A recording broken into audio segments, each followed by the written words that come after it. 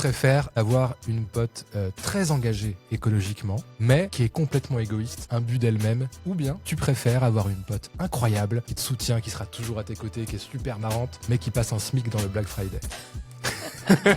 Des remarques auxquelles je me suis tellement habituée. Genre quoi? Pourquoi vous avez un nom d'association en anglais? Si t'avais le pouvoir d'imposer un truc à Lyon. Dans tous les restaurants, il y ait des vraies options végétariennes, bonnes et équilibrées. Ça vous va pas du riz et des patates? Ouais, voilà, c'est ça.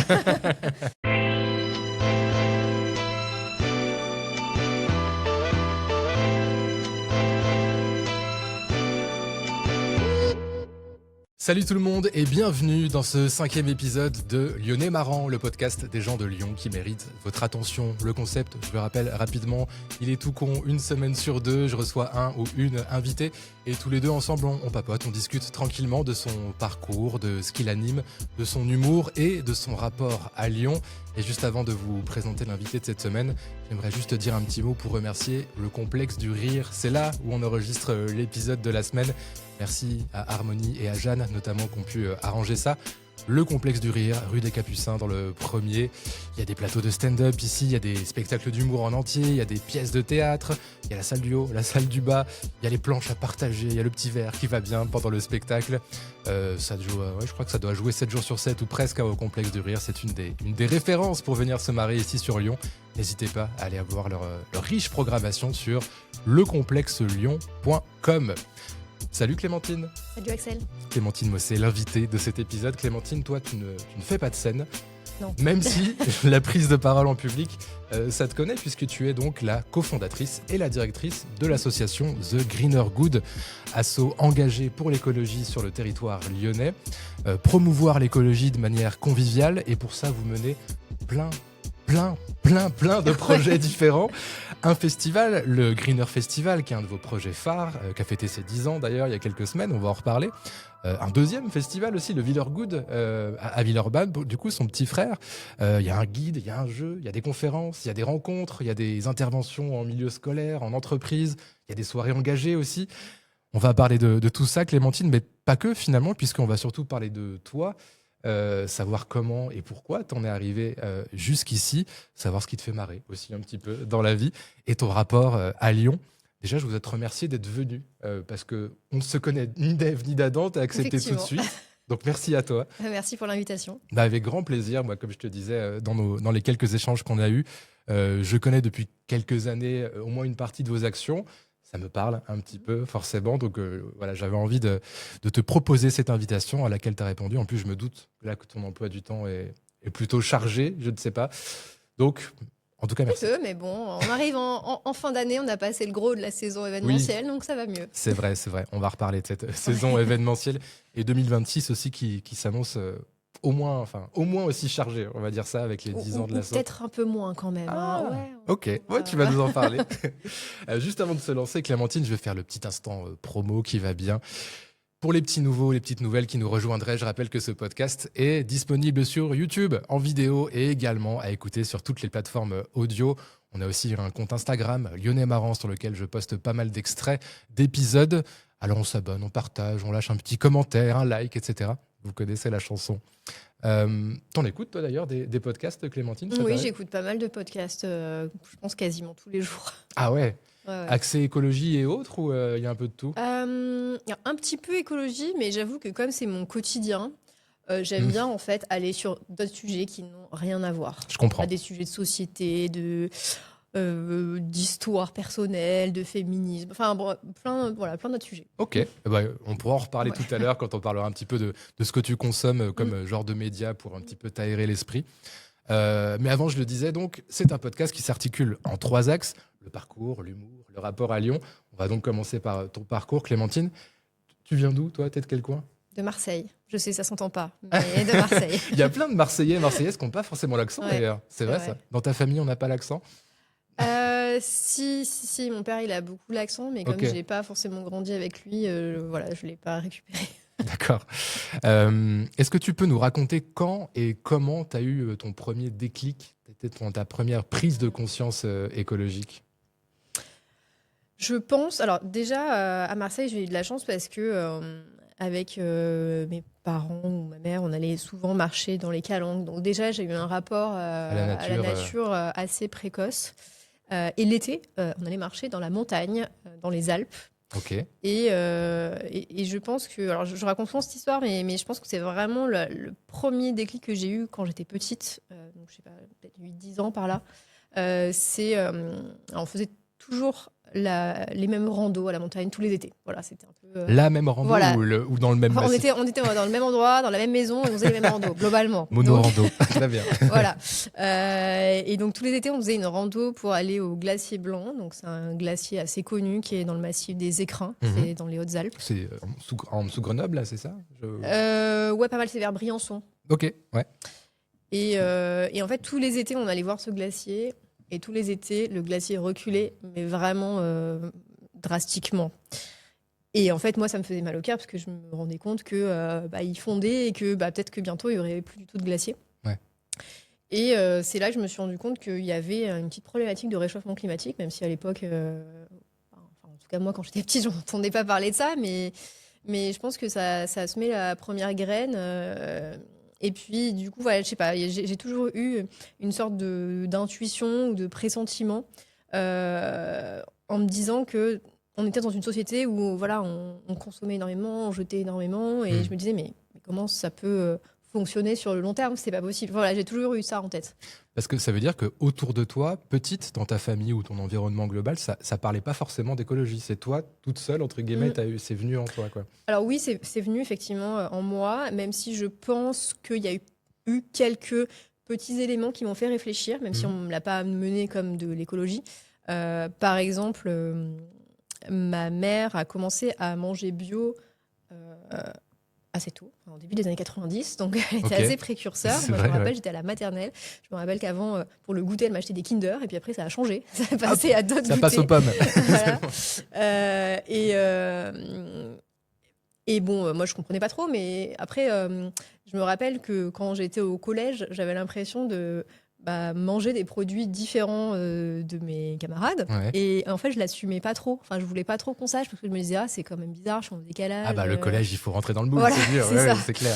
Mais néanmoins, donc j'ai eu une période de rejet où je me suis dit, non, je veux pas de ça. Et puis voilà, moi, je veux dans la salle de bain, je veux les produits qui sentent bon et qui ont plein de couleurs et tout ça. Enfin, je veux pas les produits bio tout beige et voilà.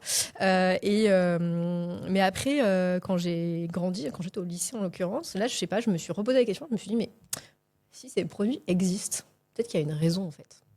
Et là, je sais pas exactement comment, mais en fait, j'ai un peu creusé la question et puis je me suis dit, ah oui, ok, peut-être que s'il y a des cosmétiques bio, c'est peut-être que ils sont peut-être plus sains pour la peau, moins polluants ou quoi. Et donc, voilà, ça s'est fait comme ça. À ce moment-là, fin de collège, début de lycée, est-ce que tu savais ce que tu voulais faire comme boulot plus tard ou pas encore? Pas du tout. Pas du tout. Ah, non. Okay. Non, c'est passé par plein d'idées, mais non, je savais pas. D'accord. Parce que oui, on l'a pas précisé, mais avant de cofonder cet asso et de faire uniquement ce travail-là, parce que ça, t'as été à cheval pendant 3 ans, il me semble, entre The Greener Good et ton métier d'avant, t'étais ingénieur.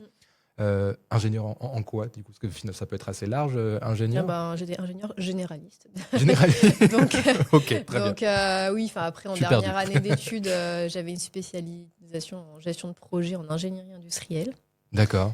Donc, tu travaillais pour une grosse boîte Et après, j'ai travaillé, pas pour l'industriel, mais j'ai travaillé plus sur la gestion de projet au début. Donc, dans une filiale de la SNCF, où là, je coordonner des études qui regardaient si, par exemple, rouvrir une ligne SNCF valait le coup ou pas. Okay. Et après, j'ai changé de boîte pour faire là des études plus techniques dans le domaine des transports. Ok. Et ce métier-là, alors peut-être que ton ressenti a varié selon la boîte où tu étais, mais ça te plaisait à l'époque? Disons que j'ai très vite senti que c'était pas ma vocation dans la vie. Ok. J'avais des aspects qui me plaisaient dans le sens où donc j'ai travaillé pendant un peu plus de 7 ans et j'étais dans des structures où j'étais assez libre en fait. Enfin, voilà, j'étais assez autonome sur comment je m'organisais, mon emploi du temps et tout ça. Donc ça, j'aimais bien. Ouais. Mais voilà, je voyais que bon, voilà, faire fonctionner des transports en commun toute À la terme, vie, ça allait pas voilà. t'épanouir à fond, quoi. Voilà. Très bien. Et c'est donc en 2016 que tu cofondes The Greener Good. Cette idée d'association, tu l'avais en tête depuis, alors je sais pas, tu vas me dire, mais un certain temps, mais j'ai cru comprendre que déjà, quand tu étais à Marseille ou dans la région, dans les Bouches-du-Rhône, tu avais déjà eu un contact assez fort avec le tissu Mm. associatif. Oui, c'est vrai. En fait, c'était pendant mes études. Donc, Ouais, j'ai fait mon école d'ingénieur à Marseille aussi, à Centrale Marseille. ok. Et là, c'est vrai que c'était incroyable parce qu'il y avait une diversité d'associations étudiantes sur plein de sujets. Des associations sportives, des associations Culturel, ouais, voilà, plein de choses. culturelles, etc. Et j'ai pu en fait me tester dans plusieurs associations. Donc, je suis allée dans l'association écolo du campus. Ok. Et puis dans une association aussi qui accueillait les étudiants étrangers, dans une association qui organisait le forum de rencontre entre les étudiants et les entreprises pour trouver un premier boulot. Et puis j'étais aussi élue au conseil des études de l'école pendant 2 ans. Enfin voilà, j'ai testé un petit peu plein de Ouais. choses Ok, oui, et pas c'est mal. vrai que cet engagement, on va dire pour l'intérêt général, ça m'a parlé tout de suite. Tu te dis, ouais, j'y reviendrai peut-être un jour. Parce qu'au final, tu es arrivé à peu près quand sur la région lyonnaise? Je suis arrivée en 2012 pour mon stage de fin d'études. Ok, d'accord. Oui, après, tu restais pour le CDI. Ouais, c'est ça. Ok. Et déjà, genre 2012, entre cette période 2012-2016, est-ce que tu savais, t'avais déjà cette graine en toi, mais tu savais que d'une manière ou d'une autre, t'allais lancer un truc? Ou Alors pas non, encore? non, non, non. Non? Moi, je me voyais pas du tout entrepreneuse. Oui, parce que oui, il y a ça aussi. Ouais. Ouais. Enfin, je viens pas du tout d'une famille où il y a des entrepreneurs.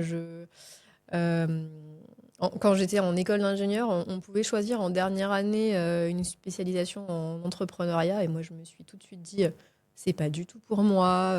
J'ai pas de contact, j'ai pas d'idées révolutionnaires, j'ai pas Hmm. d'argent. Flemme d'aller lever des fonds. Voilà, je me suis dit, c'est pas du tout pour moi. Ouais. Et en fait, voilà, j'ai mis complètement ça de côté. Et non, non, j'avais pas du tout un projet d'association ou un projet entrepreneurial pendant mes premières années professionnelles. Donc c'est vraiment venu. En fait, c'est venu très vite. Enfin, c'est juste venu de. Enfin, juste, non, c'est pas. Disons que je savais que je voulais faire autre chose, mais je Ouais. savais pas trop quoi. Ouais. Sous quelle forme Et sous aussi quelle ouais. forme. Et c'est plus que je me suis dit, ok, bon, j'ai mon boulot, mais j'ai envie d'avoir un autre type d'engagement. J'ai envie de créer un premier événement pour rassembler des personnes. Le moyen le plus simple pour porter un événement, c'est de créer une asso. On va créer une asso, on va voir ce que ça donne, mais c'était vraiment comme on dit, un side project, quoi. Enfin, un projet annexe. Et c'était pas du tout comme si je lançais une boîte et il fallait absolument que ça marche Oui. pour avoir des Oui, il revenus, n'y a pas une etc. pression monumentale. Non, non, non, voilà, T'avais c'était pas vraiment un contracté de crédit projet. non plus. Voilà, Tout allait bien. c'était pas un projet voilà, où je mettais toutes les billes là-dedans, quoi. Et le premier événement, c'était donc quelques mois après le lancement officiel. C'était la première édition du Greener Festival. Alors, sans entrer trop dans le détail, parce qu'il y a quand même eu 10 éditions depuis. Mm. La première, comment elle s'est passée? Tu as dû faire certaines choses, j'imagine, tu as dû les faire à tâtons un petit peu, voir comment ça se passait. Tu as eu peut-être des petits échecs, des petites réussites. Tu te souviens comment tu l'as vécu, ça, cette édition 2016 du Greener Ouais, je m'en Festival? souviens très bien. Alors, c'était pas le Greener Festival à l'époque, hein. On avait appelé ça un meet-up de Ouais, l'association The oui, c'était Greener des Good. rencontres. Voilà, une rencontre qui a voilà, évolué au fur et à mesure des années. Et donc, la première édition qu'on a faite en octobre 2016, c'était à la Cordée Jean Massé, dans le 7e. L'espace de coworking. L'espace de coworking, ouais, Ok, c'est d'accord. ça.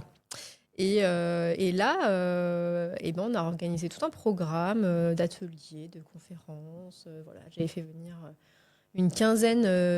À l'époque, il y avait des blogueurs et des blogueuses sur les sujets. Alors maintenant, voilà, ça se fait plus trop Ouais, les moi. blogs. C'est Moi, vrai. c'est plus des gens qui ont des comptes Instagram, mais à l'époque, ouais, il y avait des gens qui parlaient beaucoup de sujets, de voilà, comment ils intégraient l'écologie dans leur quotidien, comment ils s'habillaient plus éthique, comment ils fabriquaient leurs cosmétiques. Enfin, des trucs très Ouais. pratico-pratiques. Faisons-les se rencontrer. Voilà, c'est ça. Et donc, on va les amener à Lyon. On va faire en sorte que les gens intéressés viennent, apprennent des choses et puis repartent motivés.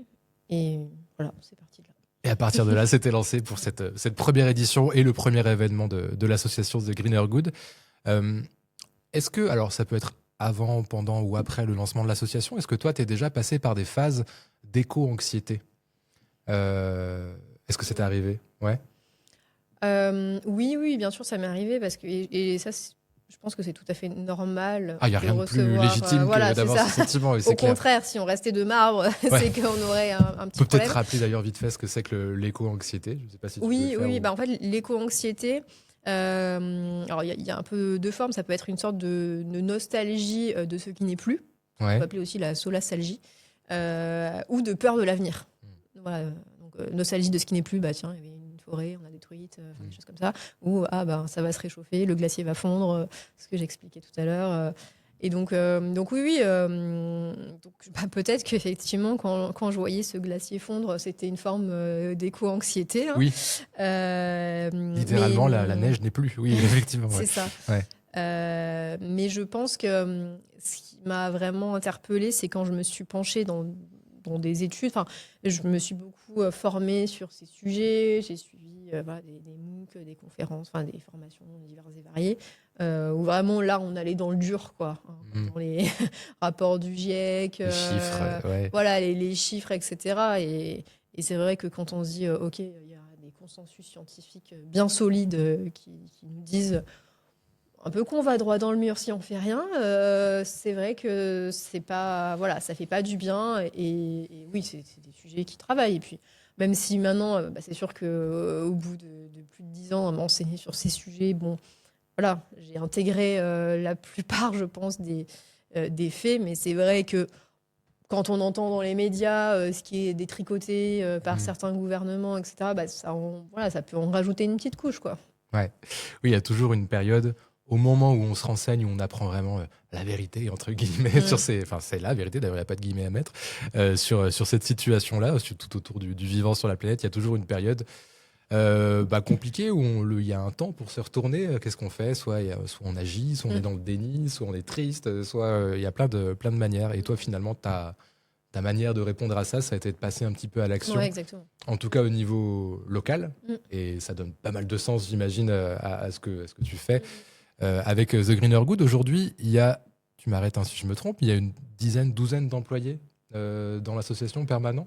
Oui, alors en fait, dans cette équipe, effectivement, on va dire on est entre voilà, 8 et 10-12 par Oui, parce qu'il y an. a des alternants et des Ouais, il y a ça, services il civiques y aussi. a effectivement actuellement une personne en alternance et puis on a 6 volontaires en service civique par an. C'est ça, ouais. Voilà, donc c'est pas que des salariés. Oui, l'équipe permanente, on va Voilà. dire. Il y a une cinquantaine de bénévoles en tout. Et je disais, c'est entre 2016 et 2019 où tu jonglais encore entre ton travail d'ingénieur et The Greener Good.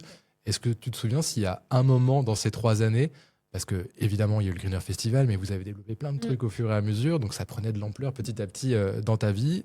Tu te souviens d'un moment où tu t'es dit ah ouais, là il va falloir que je quitte mon boulot, ça vraiment je vais devoir m'y mettre à plein temps, ou c'est vraiment venu très très progressivement? C'est quand même venu progressivement. Bah, c'est vrai que je me suis tout de suite dit ok, là il y a quelque chose à faire. Et donc en fait tout de suite quand j'ai créé l'association, j'ai demandé à mon employeur de passer à temps partiel. Je suis passée au 4/5e. Dès 2016, ok, Ouais, début. dès 2016, je suis Bien passée vu. au 4/5e. Ok. Voilà. Donc effectivement, ça a été nécessaire pour voilà, avoir juste un jour pour discuter voilà, avec les partenaires, les gens qu'on invite, etc. Et après, au bout de 2 ans comme ça, effectivement, l'association s'est bien développée. Et puis là, voilà, avoir un jour, bon, plus les week-ends, plus les soirs, à m'occuper de l'association, c'était pas suffisant. Donc j'ai demandé à passer à 3 jours par semaine, ce qui a été accepté. Mais en fait, voilà, moi, mon idée, c'était de partir. Enfin voilà, je pense qu'au bout d'un an ou deux, là, je me suis dit, ok, je vois le potentiel Ouais, à terme du projet, ouais. Et voilà, et donc après, j'ai mis 1 an et demi avec mon employeur à essayer de négocier une rupture conventionnelle. T'as réussi? Et ouais, au bout d'un moment, parce qu'il n'y avait pas encore Bravo. le dispositif démissionnaire à l'époque. D'accord. Bon, je rentre pas dans les détails, mais c'est un dispositif qui a simplifié les départs. Ok. Et du coup, oui, voilà, au bout d'un moment, ça a fonctionné. Donc la transition a été simplifiée pour toi. Voilà, c'est ça. Tant mieux pour toi et pour l'asso.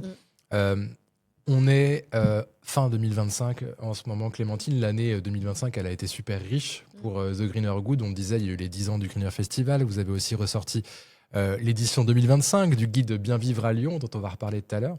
il y a eu plein d'autres choses, notamment sur toi pour le plan un peu plus perso. Je crois que tu as été cité dans le magazine Lyon Femmes comme une des 25 lyonnaises qui va marquer 2025. Il y a plein d'autres choses, hein, je cite pêle-mêle comme ça des trucs. C'est quoi qui t'a le plus marqué, toi, pour cette année avec Greener Good, par exemple? C'est vrai que c'était une année très intense. Ouais, tu m'étonnes. Déjà, ouais, c'est vrai que éditer ce guide, alors qu'on n'édite pas tous les ans, hein, parce que sinon on va en reparler, mais c'est un boulot énorme. Ouais.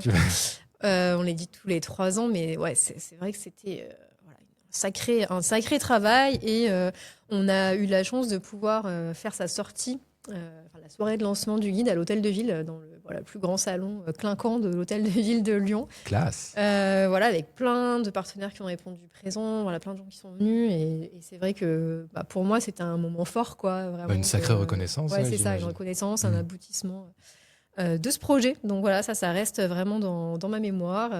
La 10e édition aussi du Greener Festival, qui était une chouette édition. Je retiens par exemple la conférence que j'ai animée avec Dominique Bourg. Qui est un peu une pointure dans l'écologie, qui a écrit plein de bouquins, qui est un professeur d'université assez médiatisé. Et voilà, c'est une conférence qui a fait salle comble et qui était super intéressante. Voilà deux temps forts que je garde en mémoire. Ok, c'est pas mal déjà. T'en parler, on va se plonger dedans. Du coup, ce fameux guide...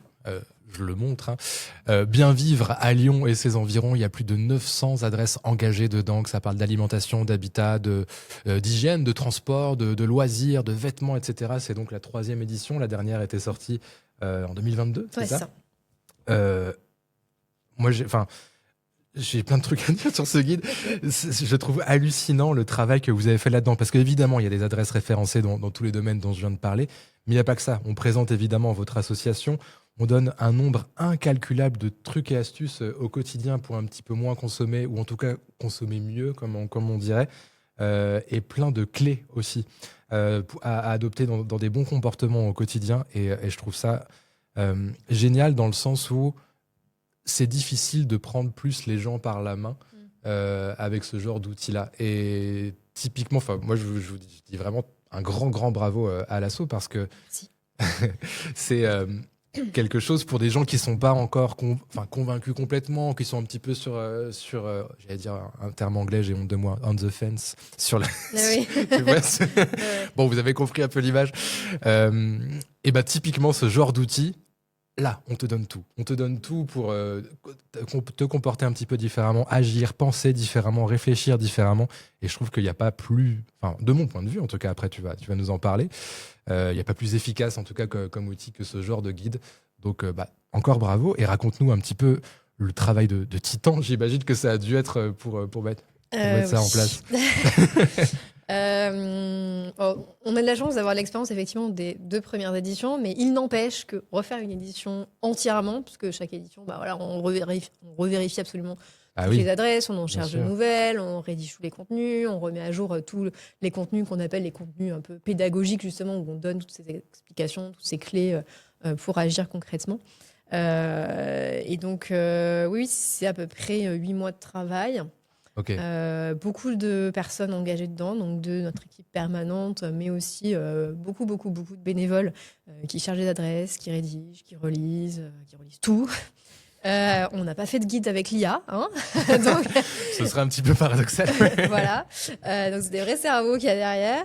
Mais oui, en fait, c'est ça le travail sur le guide, c'est croiser plein de sources pour essayer d'être le plus exhaustif possible en termes d'adresses. Mais bon, même si c'est impossible de l'être, mais on essaye en tout cas de balayer au maximum tous les domaines et toutes les adresses qu'on peut. Et puis aussi se faire bien entourer, c'est-à-dire qu'on a sollicité aussi des personnes un peu expertes dans leur domaine, par exemple l'Agence locale de l'énergie et du climat qui nous a donné pas mal d'infos sur le sujet de l'énergie, ou la coopérative funéraire de Lyon avec qui on a travaillé sur la partie dédiée aux funérailles écologiques. D'accord. Mais de toute façon, c'est toute une façon de penser, donc ça recouvre forcément plein de portes de la vie. 900 adresses, tu disais que c'était les bénévoles qui étaient allés les voir, pour la plupart, en tout cas, se rendre dans ces différentes adresses. Non, on va pas les voir, enfin, ce serait un travail Oui, c'est ça que je me disais. colossal. Vous avez recruté une armée de bénévoles pour aller toutes les visiter, non? Non. Enfin, il y en a, voilà, parce qu'on est chacun dans des quartiers, donc voilà, on connaît un peu les adresses de notre quartier, mais on va pas forcément pousser la porte de toutes les adresses. Néanmoins, on se renseigne bien, et s'il y a des doutes, on appelle, on va voir est-ce que c'est encore ouvert ou pas, mais Ouais, oui, il y a un il y en a contact. un paquet aussi qui ont quand même été testés, enfin, je sais pas, des restos, des cafés ou quoi, où les gens ont pu tester, mais sinon, on se base quand même beaucoup sur ce qu'on trouve en ligne, notamment comme information. Ok. Ce guide, tu peux nous rappeler comment est-ce on se le procure? Alors, Il y a plusieurs façons, je crois. Oui, c'est ça. On peut le trouver sur notre site internet, www.thegreenergood.fr. Donc, soit on peut le récupérer à notre local, soit on peut se le faire envoyer. On peut aussi le retrouver sur tous les événements qu'on fait. Donc, toute l'année, on tient beaucoup de stands, en fait, sur je sais pas, des marchés de Noël, des forums, des associations. On est sur plein d'événements toute l'année. Donc là, à chaque fois, on y est avec nos guides. Et puis, ils sont aussi dans pas mal de commerces Ok. dans Lyon. La plupart, peut-être, j'imagine, de ces commerces aussi engagés, qui doivent, en tout cas, pour une partie, Il y en peut-être a une l'avoir partie, à voilà, dispo. Ouais. qui le distribue. Quand vous intervenez en entreprise, notamment, quand vous devez aller chercher des soutiens financiers, ce genre de choses, je ne parle pas des soirées engagées ou des festivals, parce que là, vous vous adressez à des gens qui sont déjà sensibilisés, en tout cas.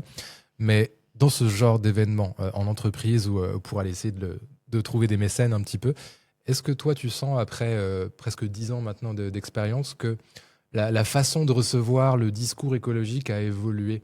Est-ce que les gens sont moins obtus ou pas? Bah, disons que je pense que les personnes qui avant osaient pas trop dire qu'elles étaient écolo entre guillemets, même si maintenant c'est un mot un peu tabou parce que c'est associé à la politique, etc. Mais en tout cas, les personnes qui font des actions dans leur quotidien l'assument plus. D'accord. Avant. Ah, il y avait vraiment ce côté, Ah je oui, réalise oui. pas, il y avait vraiment ce côté où on avait du mal à Ah oui, l'assumer. et ça existe encore maintenant. J'ose pas trop dire à mes collègues que je sais pas. Que je fais le tri. Ouais, que je fais le compost, que je mange végétarien. Mais non, il y a. Ah ouais. Ouais, ou des gens qui sont un peu incompris dans leur famille. Oui, il y en a beaucoup. D'accord. Bah, alors, je te fais totalement confiance. Tu Ouais. es au Du coup, contact maintenant, j'ai de ces l'impression que gens-là. les personnes osent plus le dire, le revendiquer, que Mhm. voilà, elles ont conscience des enjeux, elles essayent d'agir et c'est plus un tabou comme ça a pu l'être avant. Ok. Après, dans les entreprises, c'est vrai qu'il y a pas mal de choses qui ont été mises en place au niveau des politiques RSE. Enfin, il y a de plus en plus de structures qui ont envie de sensibiliser leurs collaborateurs et collaboratrices sur différents enjeux, dont les enjeux écologiques. Et donc, c'est vrai que il y a quand même des choses à faire dans ces structures-là, plus qu'il y a quelques années. Ouais. Ok. Oui, il doit y avoir certaines connaissances de base, peut-être, qui sont d'emblée là maintenant, qui n'étaient pas là peut-être forcément il y a une dizaine d'années. Et puis on a entendu beaucoup parler par exemple de la fresque du climat, des choses comme ça, qui ont un peu démocratisé ces outils de sensibilisation au sein des structures. C'est vrai. J'ai moi-même vu sur plusieurs salons la fresque du climat qui n'était pas forcément axée écologie, et ça faisait du bien de voir leur présence aussi. On a parlé de 2025 qui était extrêmement riche pour toi et pour l'association. Rapidement, est-ce que tu peux nous parler des temps forts qui attendent The Greener Good pour 2026 ? Oui. Alors peut-être pour préciser aussi pourquoi 2025 c'était intense, on a déménagé aussi dans nos nouveaux locaux en début d'année, on a sorti notre nouveau site web, bref, il y a eu pas mal de choses en plus qui se sont rajoutées à nos projets prévus, on va dire. D'accord. Mais sinon, 2026, nous aurons fin avril la 3e soirée en mode éthique. Ah oui. C'est quelque chose qu'on a lancé en 2024 à l'occasion des 10 ans d'un mouvement qui s'appelle la Fashion Revolution pour sensibiliser aux impacts de la fast fashion et montrer qu'il y a tout un tas d'alternatives qui existent au niveau local notamment. C'est un événement qu'on a fait donc, en 2024 et 2025 à la Chapelle de la Trinité, donc un lieu magnifique dans le 2e arrondissement. Carrément, de Lyon. oui. On a organisé un magnifique défilé de mode éco-responsable et local. Donc c'était incroyable. Le cadre était fou. Le cadre, c'était magnifique. Et donc là, on a repris l'organisation justement de cette soirée En 2026. Donc, je peux pas encore vous donner la date, le Au lieu, printemps. etc. Mais ce sera fin avril dans tous les cas. Ok, on retient. Voilà, donc ça sera un grand temps fort. Euh, donc nos 2 autres temps forts, hein, c'est le Villers-Good Festival au mois de juin à Villeurbanne. Ouais. Donc ce sera le premier samedi de juin. D'accord.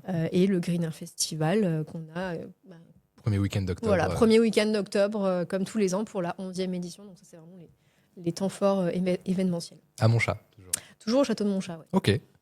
Bon, bah, c'est déjà pas mal. Et évidemment, si ça vous intéresse, n'hésitez pas à aller sur le site, le nouveau site en plus de The Greener Good, thegreenergood.fr, comme le disait Clémentine. Et vous êtes aussi pas mal présent sur les réseaux.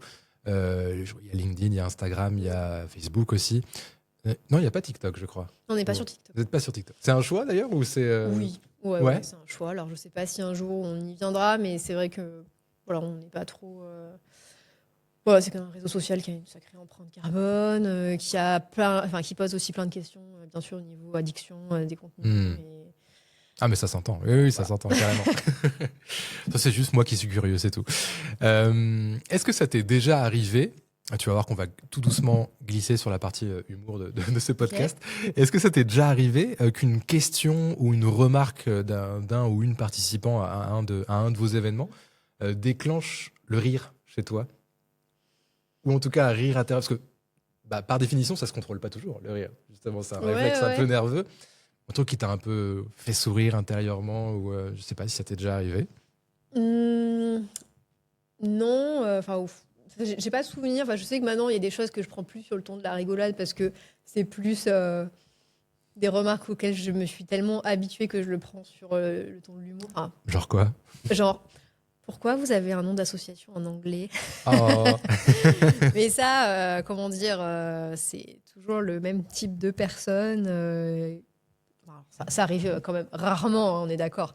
C'est vraiment minoritaire, mais c'est vrai que voilà, au début ça me crispait un peu, maintenant je le prends à la rigolade. Ok. Du coup, tu réponds quoi maintenant quand on te dit ça? Ça dépend en fait des personnes, parce qu'il y a des personnes en fait qui vont venir sur un stand juste pour cracher leur venin, pour dire ah vous avez un nom anglais, c'est pas bien, et qui repartent. Donc, Oui, ouais, là c'est peine perdue. Oui. Voilà. mais sinon, quand je vois que c'est des personnes qui sont plutôt quand même dans le dialogue et peut-être qu'ils veulent comprendre, je leur explique tout simplement l'origine du nom. Oui, il y a un petit jeu de mots. Et il y a un jeu de mots, Ouais. effectivement, avec une expression anglaise qui est for the greater good, qui veut dire pour le bien commun, pour l'intérêt général, et avec le côté green, le côté vert. Je trouve que ça allait hyper bien de dire que l'intérêt général passe par en fait une société plus verte. Alors voilà, ça marche bien en anglais, j'ai pas trouvé l'équivalent en français, voilà. Ok, bon, ça peut être ce genre de remarque du coup qui glisse un petit peu sur toi maintenant aujourd'hui. Et en 2025, alors là on peut sortir carrément du cadre de The Greener Good. Est-ce que tu saurais me dire ce qui t'a fait le plus rire cette année? Ça peut être plein de choses différentes. Ça peut être un film, ça peut être un bouquin, ça peut être quelqu'un sur Internet, je sais pas moi, quelqu'un sur les réseaux, une série, ouais, plein de choses. Ou alors une situation qui n'était pas destinée à être comique, mais qui toi t'a fait marrer, je ne sais pas. J'ai eu la chance de voir Swan Périssé à la Bourse du Travail quand elle est passée à Lyon. Je crois que c'était au mois de juin. Alors elle est destinée à être drôle, ouais, effectivement. Voilà, et c'est vrai que j'ai beaucoup ri en voyant Swan Périssé. Qui est un peu engagée en plus pour le coup. Ah oui, elle est quand même bien engagée sur les sujets, écologie, féminisme, etc. Ouais. Donc ouais, c'est ça qui me vient. Ok, Swan Périssé à la Bourse cette année. Très bon choix. Et on en parlait en tout début de l'épisode. En général, quand tu as envie, alors, soit de rire, soit un petit peu de déconnecter un peu le cerveau. Donc, tu as un petit peu répondu déjà. C'est plutôt vers le podcast que tu vas te tourner? Ou alors, il y a d'autres trucs peut-être, d'autres médias? Ouais, c'est vrai que je suis une bonne consommatrice de podcasts. Voilà, de sujets assez sérieux, puis de sujets un peu légers. Comme quoi? Comme quoi, il y a un podcast qui s'appelle Ex, et c'est des histoires d'amour extraordinaires, mais dans un sens ou dans l'autre, parce que des fois ça peut être un peu terrible. C'est pas que des trucs hors du commun, quoi. Hors du commun. Ok. Et ça, de temps en temps, voilà, ça fait parce qu'on est quand même plutôt sur du feel good, et ça fait du bien. Voilà, ces petites histoires un peu incroyables. Ok. Ah, c'est genre à la transfert un petit peu, où Ouais. on entend une seule personne, C'est ça. c'est tout, raconter Oui, son oui, histoire. Ouais. c'est le même genre d'interview, effectivement, où on n'entend pas l'intervieweur. Ouais. Ok. Ex, je ne connais pas. Très bien. Et alors, je ne sais pas si tu peux citer d'autres podcasts que tu écoutes régulièrement ou si tu as d'autres choses que tu fais pour t'aérer un peu l'esprit. Ça peut être se balader, hein, tout simplement, plein de trucs. Je sais pas si. Je sais pas si tu es dans une asso ou pas, mais. Un Je suis peu, con. beaucoup. Non, mais ou tu fais des activités, j'en sais rien. Libre à toi de dire ce que tu veux ou pas.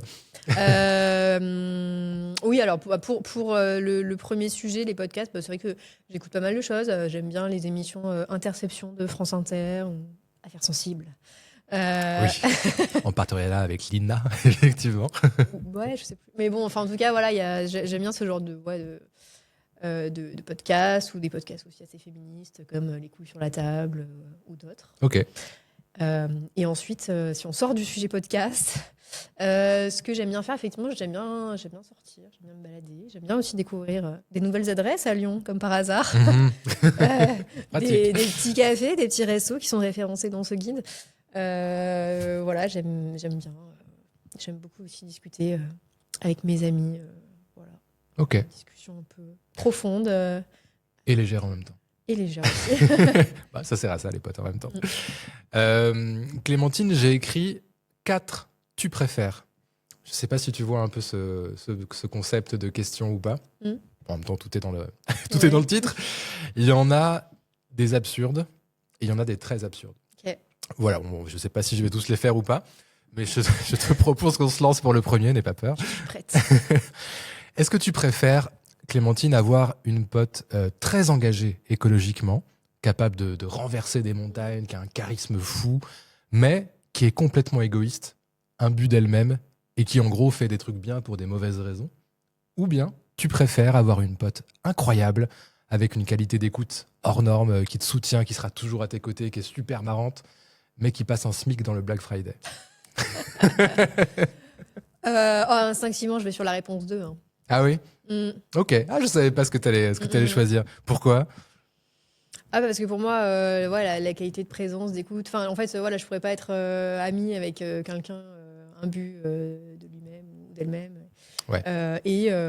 Mais par contre, j'ai des amis, alors pas à ce point-là dans le côté Black Friday. Un demi-SMIC, mais c'est tout. non, j'ai des amis avec lesquels je suis super proche et pour autant qui sont pas super écolo. Alors oui, un peu à mon grand désespoir des fois, mais je me dis aussi, on peut tout à fait discuter et puis peut-être que j'ai de l'espoir au fond qu'en me côtoyant petit à petit, ça viendra. Voilà. Ah oui, du coup, c'est vrai que ça t'est déjà arrivé dans tes relations pro, non, évidemment, puisque tu travailles à The Greener Good, mais plus personnel, d'avoir, je sais pas moi, des petits frottements entre amis comme ça, où tu dis, ça commence à me poser un problème éthique un peu de fréquenter telle ou telle personne parce que son comportement quand même...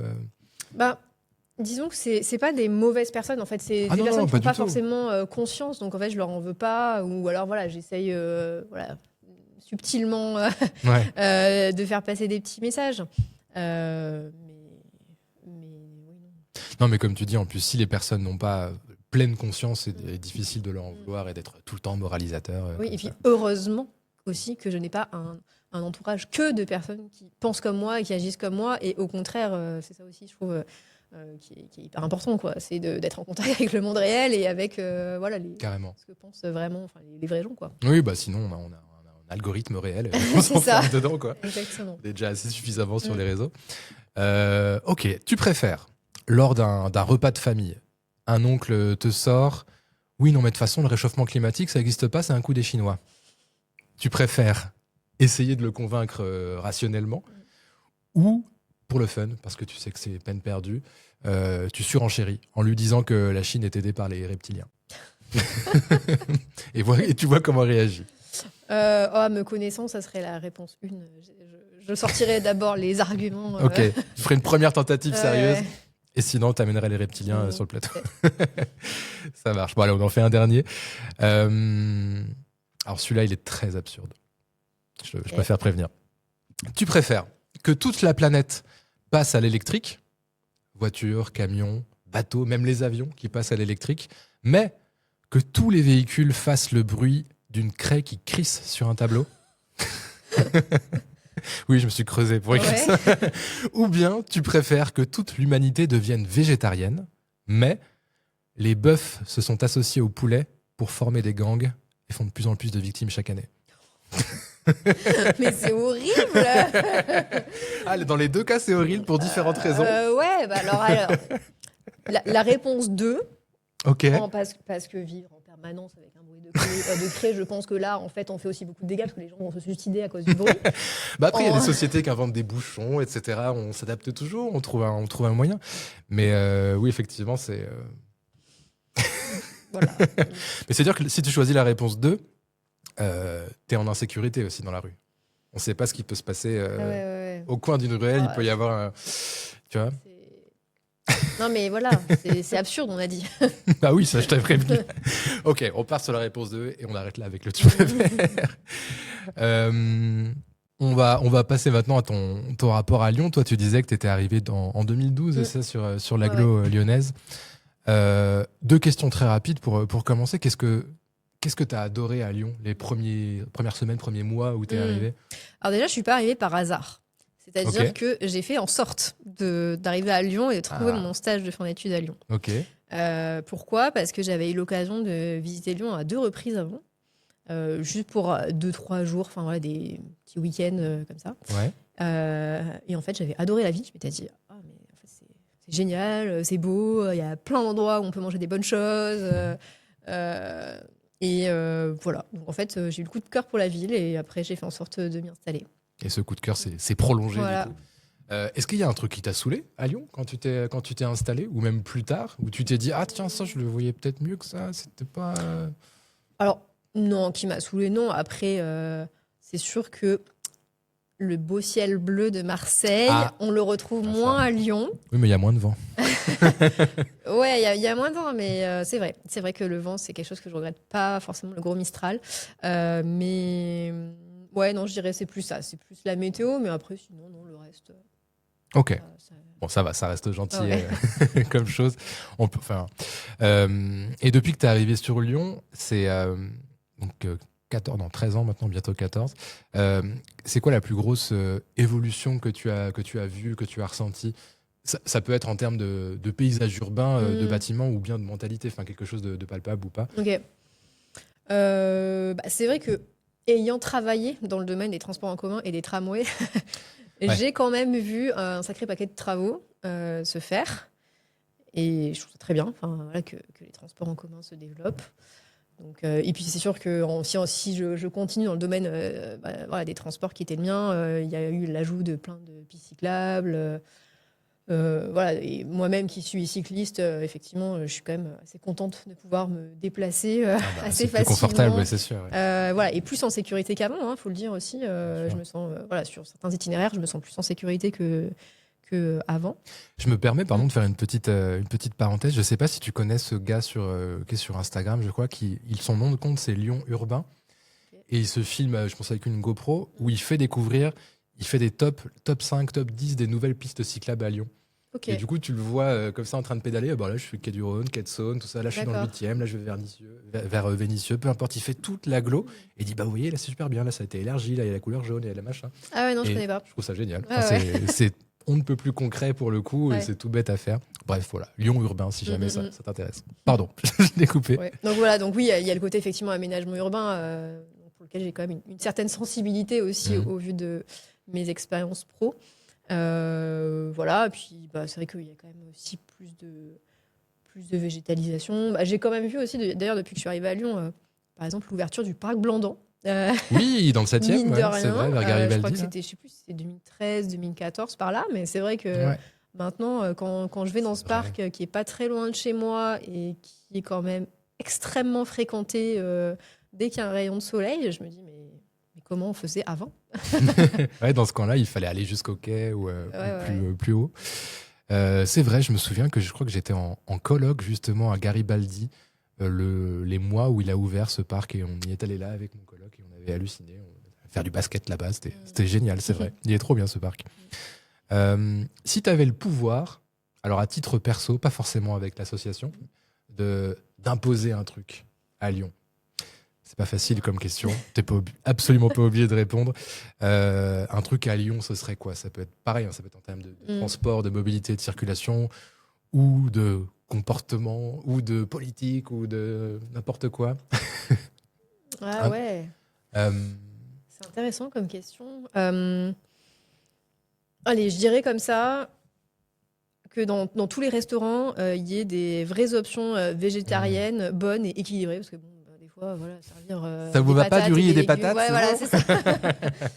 Alors qu'on sait très bien faire, hein, je veux dire, il y a plein de restos qui font des plats vraiment délicieux et équilibrés, et enfin, voilà, ça peut valoir pour Lyon ou pour d'ailleurs n'importe quelle ville, mais voilà, parfois je trouve que les options sans viande sont un peu pauvres. Un peu limitées, c'est vrai. Ceci dit, alors, je vais pas citer l'endroit, mais ça m'est arrivé il y a pas très très longtemps de goûter dans un restaurant un burger aux fenouilles. J'ai détesté. J'ai détesté, je dois bien le dire.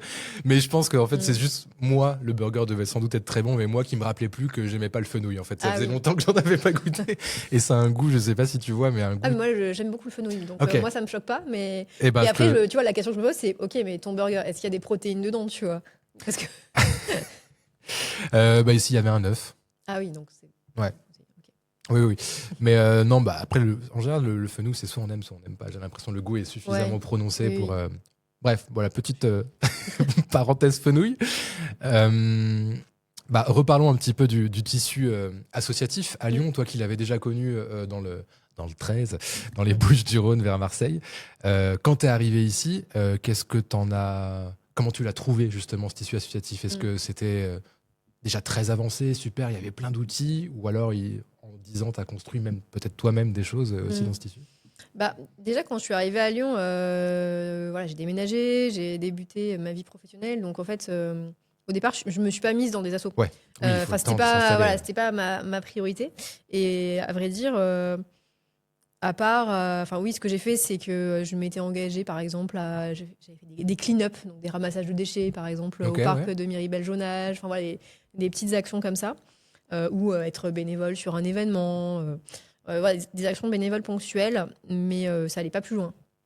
Et en fait, vraiment, l'engagement associatif plus, c'est quand moi j'ai créé The Greener Good. Et pour répondre à ta question, en 2012, en termes d'écologie, il n'y avait pas grand-chose. Enfin, il y avait un peu les antennes locales de certaines grosses assos nationales qu'on connaît. Enfin, je sais pas, France Nature Environnement, des choses comme ça. Enfin, j'imagine, mais qui faisaient pas forcément des grands événements grand public. En fait, le rendez-vous historique, c'est le salon Prime Vert, un grand salon dédié à toutes les alternatives écologiques qui a lieu chaque année à Expo. Enfin, maintenant, là en 2026, il déménage à la Halle Tony Garnier. Ok. Et donc, je crois que ça va être la 40e édition. Enfin, je sais plus, c'est assez énorme. Mais c'était le rendez-vous. C'est le rendez-vous historique de l'écologie. Et c'est vrai que dans les années 2010, il y a eu plusieurs associations qui ont émergé et qui ont mis on va dire, un coup de jeune dans le paysage associatif au niveau de l'écologie. Donc, par exemple, il y a l'association Anciela qui s'est créée pour un peu accompagner le bénévolat, les initiatives citoyennes. Et notamment, il y a Zéro Déchet Lyon, il y a une asso aussi qui a fermé depuis, qui s'appelait iBoycott, mais qui avait fait pas mal de buzz. Ah oui, ça me dit un truc, ouais. Ouais, qui faisait des campagnes sur les réseaux sociaux pour dénoncer en fait les manquements de certaines marques et en disant maintenant on va vous boycotter. Et ouais, ils ont quand même perduré quelques années, fait un peu le buzz quelques années. Enfin, voilà, il y a eu un renouveau associatif, il y a eu la Gonette aussi, la monnaie locale citoyenne qui a été créée aussi en 2015, je crois. Enfin, voilà, il y a eu un gros élan comme ça dans ces années-là. Avec, donc ça veut dire qu'au moment 2016 où tu te lances, toi, avec The Greener Good, tu as senti en tout cas des outils à disposition, des personnes vers qui te tourner, des structures vers qui te tourner pour t'aider, quoi. Oui. Déjà, voilà, il y a un tissu associatif qui commençait à émerger. Et aussi, moi, j'ai été accompagnée par l'association Anciela, justement, dans sa pépinière d'initiative, où j'ai eu un accompagnement pendant quelques temps, pour un peu me challenger sur le projet, pour me donner des idées. Donc, c'était très utile. Ok. Bon, ça a servi et la cinquantaine de bénévoles et toutes les personnes que vous touchez au travers de vos événements vous en remercie forcément, presque 10 ans après. Imagine que demain, la ville de Lyon vous demande à The Greener Good de piloter une action de grande ampleur sur Lyon. Peut-être que tu y as déjà pensé, j'imagine, au moment où ce jour arriverait. Ce serait quoi comme action ? En tout cas, dans quel domaine peut-être ? Est-ce que, je ne sais pas si tu as pu déjà réfléchir à ce genre de truc, sur les transports, sur une espèce de sensibilisation à grande échelle des Lyonnais, des Lyonnaises ?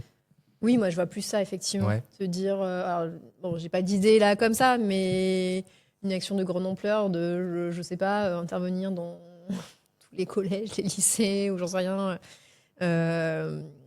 pour animer des jeux, des événements, etc. Enfin voilà, ça peut être une idée, effectivement, de choses qu'on pourrait faire. De diffuser à tout le monde ce super guide dans toutes les boîtes aux lettres. De le rendre disponible, effectivement. Ok, on arrive bientôt à la fin, Clémentine. J'ai juste une dernière question à te poser. Je t'en avais parlé, je ne sais pas si tu as eu le temps d'y réfléchir. En général, je demande aux invités de Lyonnais Marrant, pour terminer, une recommandation lyonnaise. Ça peut être plein de trucs, je rappelle, un quartier, un resto, un média, une initiative, une expo, plein de choses. Est-ce que tu as une reco à nous faire, toi ? Alors, je vais... non, c'est juste que j'ai plein de choses. Il y a beaucoup de choses, j'imagine. Ouais. Oui, bah c'est vrai qu'avec toutes les adresses qu'on a listées... J'ai 900 recos. Voilà, il y en a beaucoup. Alors, pour en donner une ou deux, il y a un endroit que j'aime beaucoup qui est l'Équilibriste.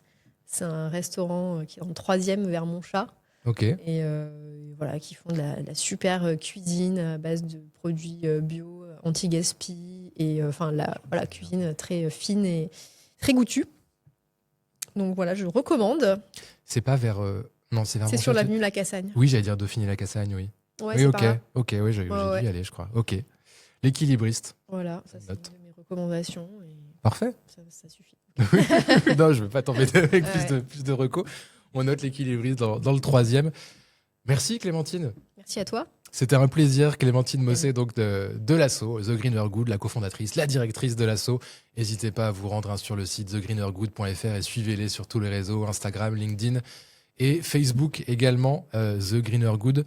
Merci encore d'être venu. Et puis, on va suivre évidemment toute cette année 2026, la 3e édition de la soirée mode éthique au printemps prochain.